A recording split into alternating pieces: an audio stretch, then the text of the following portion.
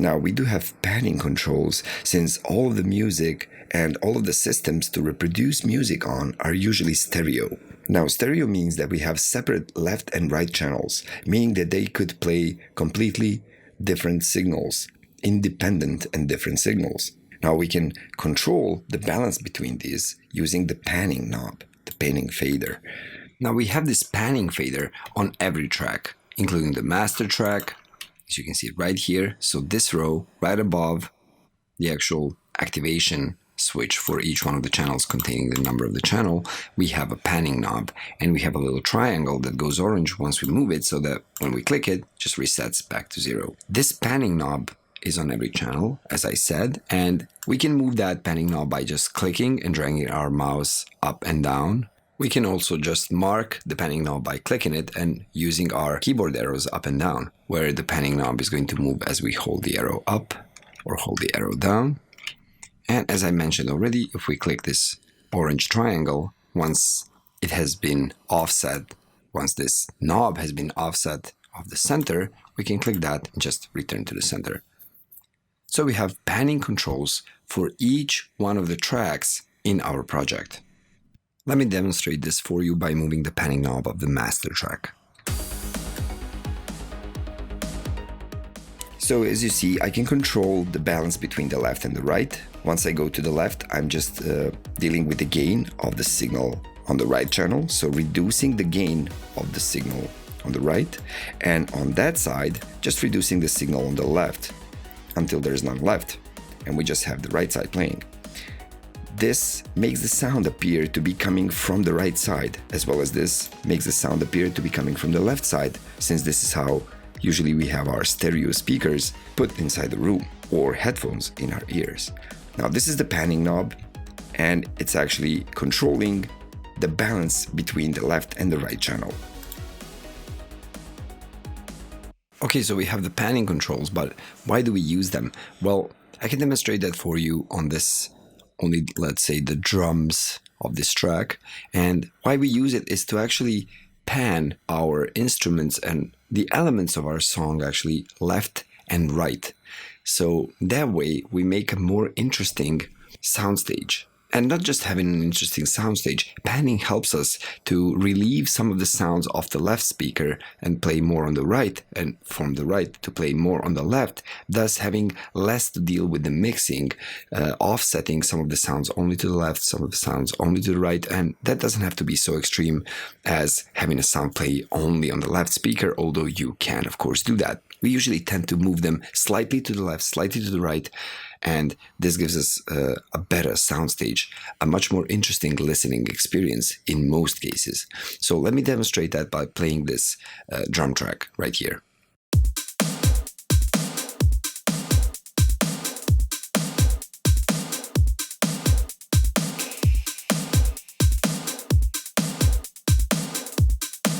See, once I do that, I offset some sounds to the left, some to the right, and then there is way less mixing to be dealt with, of course, but there are some things that I wouldn't actually have done this way, and we will talk about that more when we get to the mixing and mastering course. But as of now, I wouldn't, of course, offset my kick drum to the left or the right side. I would prefer my kick drum to stay in the middle. Everything else is just creative. You know, it's a creative thing, so it's your decision as the music producer to see what you actually like. Remember, the end result is always having something play nicely. There are certain rules, technical rules, and they are in place for a reason, but there is no sense that you can't break any of those if you actually get a good result. A good result is always the end game. Now, there's another value when talking about stereo.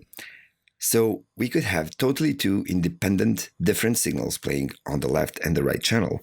But if they are completely the same, identical, then the signal would be the same as it would be if it was mono, if it was only one signal being played on both. I can demonstrate that on this song for you. We can use this utility plugin that can make the entire thing mono by shrinking everything that is stereo. And I'll explain to you how. Let's hear this song in original first, and I'm going to reduce it to a mono signal. I'm going to take out everything that is stereo, everything that is different on the left and right channel. out of the song.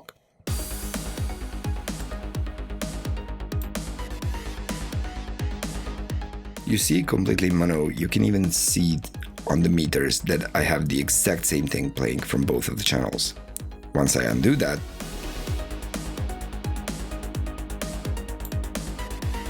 you see there is a slight difference. Now let's listen to everything that is actually stereo, everything that is different on both left and right channels.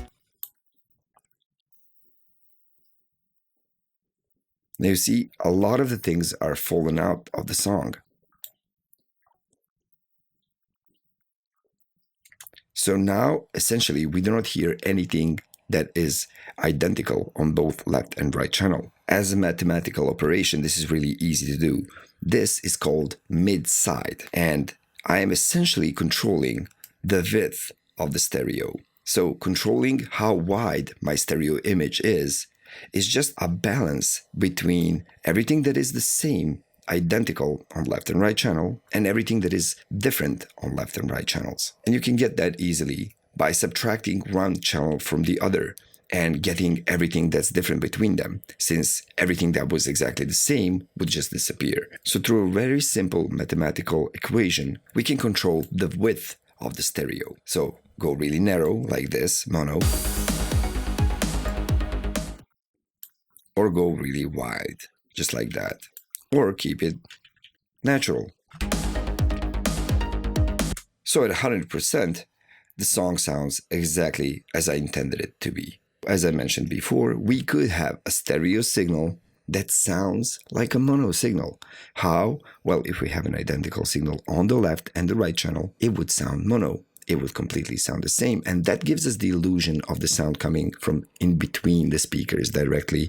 So something slapping us directly from the middle of the stereo field. Now, once we have anything really stereo, or as I gave you the definition before, different on left and right channels, it sounds wider, like it's coming from around us. You even have tools to control that, as you've seen. So panning controls the balance between left and right, and we can also, using special tools, control the width of the stereo image by disrupting the balance between the mid and side signals, meaning mid, everything that is the same on left and right, identical, and side, all of the parts of the signal that are not identical, actually different on the left and the right channel.